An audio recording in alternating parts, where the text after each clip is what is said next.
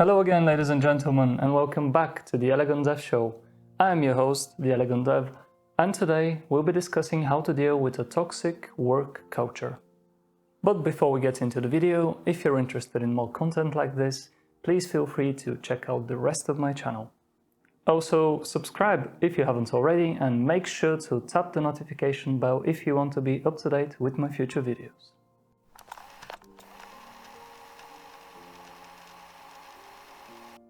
Okay, let's do our best to define what a toxic culture actually is, shall we? Well, let's be honest, there are few concepts as vague as company culture. It's all, in my opinion, up to subjective interpretation because we do prefer different things. While some of you may thrive in a fast-paced startup, others may prefer the more established processes in a larger company. And both of these are fine, obviously. But whatever your definition of a company culture might be, I think you already know what I'm getting at when I say the word toxic. Because there are at least some common features of a horrible company culture that we could all agree on.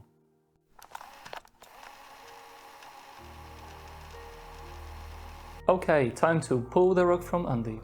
I'll tell you what a toxic work culture is by telling you what I think a healthy culture looks like in the software engineering world and beyond. A bit of a roundabout way, I agree, but let's go for it. So what follow are a few aspects of a great company culture I have come across over the years. Let's start off with an obvious one. You are encouraged to become better as a professional and a person. Basically, your company does not neglect your growth. In my industry, for example, this might mean a well-defined path to the senior software engineer title and beyond, and transparency about how to achieve it. You must at all times know what it takes and what skills you need to improve to level up. It also means you should be getting frequent one-to-one meetings with your manager about your personal goals. A quick syncing of interpretations of the future, if you will. And that's doubly true when you become the manager. Not only should your boss take the time to sync, but so should you with each and every member of your team. And above all else, feedback should flow both ways. We all make mistakes and we should try to listen to one another about what we can improve. Which brings us quite nicely to my next point. A good company culture is also defined by the attitude towards failure.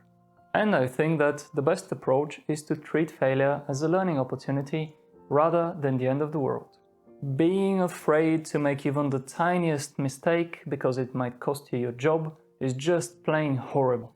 And it definitely kills most people's motivation to grow and learn and take even a tiny risk. Granted, the sheer stupidity and grandeur of that mistake should be kept in mind. After all, there is a big gap between the occasional small slip-up and repeatedly making a huge mess due to utter incompetence.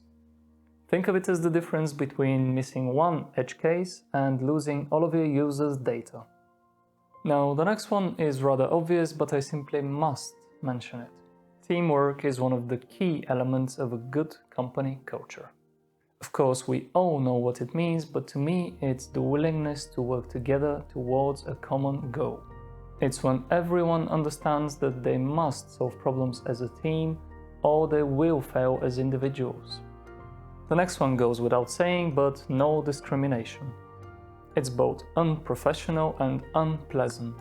Just try to measure yourself and those around you by the excellence of your work.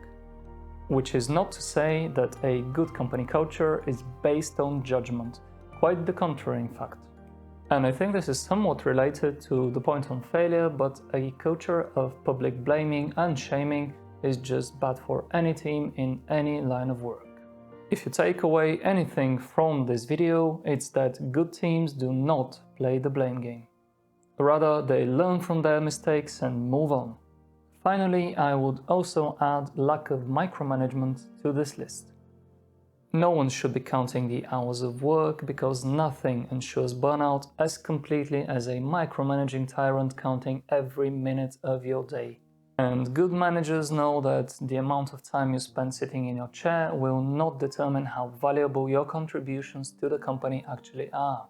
And in companies which know that, you can actually have a work-life balance, because staying late at the office all the time is not the only way to get a promotion.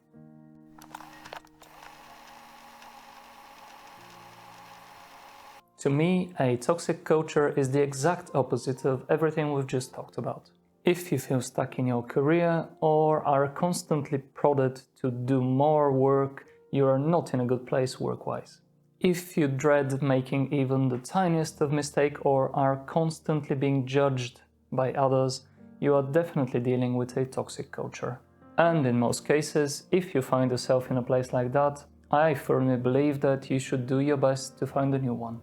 Now, don't get me wrong, not all such cultures are actually beyond redemption.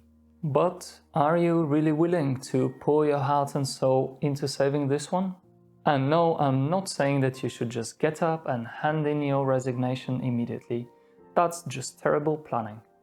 Yet, I do think that ultimately it's your best option. Of course, it's a bit more complicated when you are in a leadership role, when you feel like you can make a difference by just being there, make things better for your team and project. But sadly, it's not categorically different, because reshaping a culture is extremely hard and thankless work, and the results are never guaranteed, no matter what your position in the pecking order actually is. What is guaranteed, however, is a general feeling of helplessness.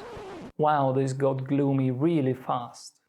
But I stand by my words, because I do believe that you have an obligation to yourself to find a place where you are valued and what you do has meaning, or at least a place where you are not utterly miserable all the time. Because sadly, there will always be companies with toxic cultures, but we make the choice to continue working for them, and we can make a better one. With that said, ladies and gentlemen, this will be all for this episode of the Elegant Dev Show. But before we end the video, do let me know, have you ever dealt with a toxic work culture?